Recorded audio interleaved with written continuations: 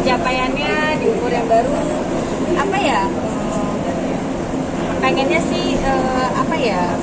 Kalau untuk dibilang pencapaian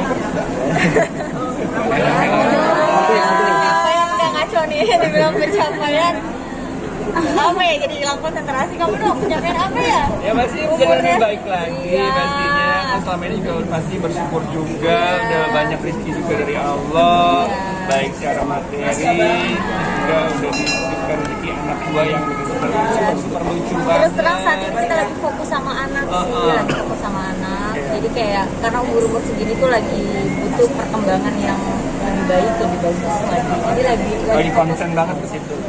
Ada rencana menambah? Amin, doain ya. Pengen banget karena kan pengen dapet cewek. Jadi kayak akan berusaha terus untuk dapet cewek. Kan anak juga usianya juga sangat dekat. Kamu seperti apa sih kalau misalnya sekarang ini yang Kita masih ngurus sendiri sih, masih handle. Terus terang tidur anak sama kita, tidur siang, tidur malam. Jadi kalau kita lagi ada kerjaan, kayak bener-bener kayak salah satunya lagi kerja, satunya yang bantu handle anak. Tapi kalau dua-duanya lagi kerja, anak kita bawa. Jadi kayak tidurnya ya di mobil gitu. Jadi kita masih handle sendiri, apalagi Syakil sudah makin besar, sudah banyak omongan. Jadi dia udah bisa ngomong kayak, Mami, Papi, Syakil mau ikut, udah minta ikut. Jadi kayak karena dia tahu yang ngurusin dia adalah mami papinya, dari baju, mandi, segala macam. Jadi terus dia bareng. pengen terus bareng gitu. Ya lagi fokus ke situ sih. Jadi kalau kita kerja ya kita bawa anaknya, tapi kalau salah satu ya satunya yang ngurus anak. udah bisa apakah mau Ada. menuntut anak? Benar, karena Syakil kan udah umur mau 3 tahun ini dia sudah banyak tahu, banyak mengerti, udah banyak bisa ngomong. Itu lagi penting-pentingnya dia butuh banyak informasi, banyak stimulasi buat Iya. Jadi kita lagi fokus banget nih untuk ke Syakilnya. Kalau Jorel kan masih 1 tahun, masih yang kayak ngikut aja, jadi masih banyak dipegang sama suster. Walaupun nama kita juga ada, sering juga, tapi ya karena dia udah Syakil nggak bisa. menjelajah dunianya dia tuh kayak gimana. Dia udah banyak maunya, banyak taunya, banyak mintanya, sudah ke tahap sana lah. Dan jadwal dia lebih padat ya daripada jadwal kita. Dia ada sekolah, les, ngaji, ya banyak. Itu di saat pertanyaan kritis tuh Mas ada punya ini nggak pertanyaan yang kalian bingung gitu ditanyain sama anak, kan udah mulai kritis nih sekarang Syakil nih, apa yang kadang-kadang membuat bingung gitu? Iya, paling dia senang banget kereta. Dia paling nanya kok bisa jalan. Kadang-kadang kan naik kereta kalau yang kayak kita pergi keluar nggak ada orangnya, ya biasanya orangnya sebelah sana kan, kita ngeliatnya sana jalan juga, tapi dia nanya itu. Terus dia suka roda, dia suka nanya ke roda, dia liatin, dia pegang. Hanya sesimpel itu dulu sih, tapi memang dia suka banget kereta, jadi sering dia tanya soal train aja gitu. Dan dia pengen banget kayak selalu minta naik MRT. Jadi kita udah naik MRT ini berdua ya gitu kan, sama anak-anak udah minta itu soalnya. Tadi kita di masih usia di bawah 5 tahun kayak udah mengajarkan ilmu agama seperti mengaji ngaji dan salat. Iya, dari umur 1,5 tahun Syakil memang udah panggil guru ngaji sendiri ke rumah. Tapi ya itu ya guru ngajinya sambil belajar motorik juga gitu. Terus udah gitu Ada Gusti. keseniannya juga ya. Ada keseniannya juga. Terus alhamdulillah sekarang Syakil udah bisa berwudu sendiri. Sudah bisa baca Al-Fatihah lengkap, full. Terus udah tahu doa makan. Pendek-pendeknya udah bisa lah seperti itu. Jadi kita juga jadi wah happy ya, maksudnya ya anak umur segitu kan cepet nangkapnya dan cepet hafalnya.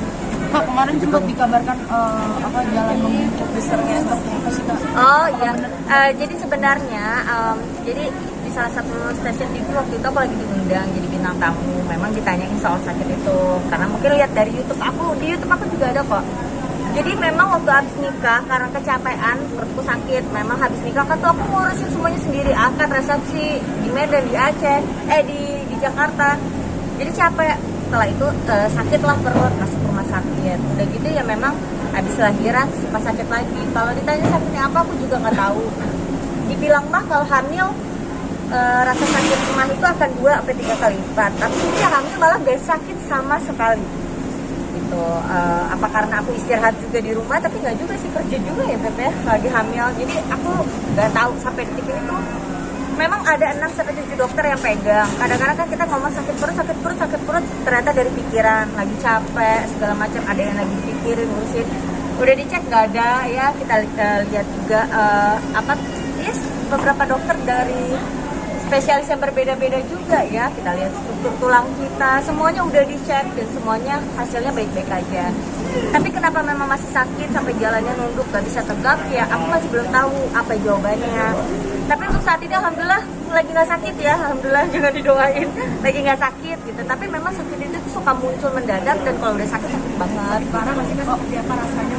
Nggak bisa jalan, nunduk sampai nangis gitu. Jadi dokter juga bingung kalau ngelihat aku nangis juga, dia kayak aku tahu kamu sakit tapi kita nggak nemuin apapun. Dan ini udah dari dulu udah dicari tapi nggak selalu ada, nggak setiap hari ada, dia muncul sesekali gitu sakitnya. Dan udah dicobain juga kayak diet tepung, cabe, teh, kopi, udah dilakuin semua yang pantangan-pantangan itu, tapi ya nggak ada perubahannya. Bukan karena tulang mungkin Kak? Yang Udah dicek semuanya, tulang apa aja ya di dokter. Tulang, saraf, dari fisioterapi juga ada, penyakit dalam ada. Semuanya ada, udah endoskopi, semuanya udah dicek. Waktu itu udah sempat keluar negeri juga sih buat cek juga gitu, tapi memang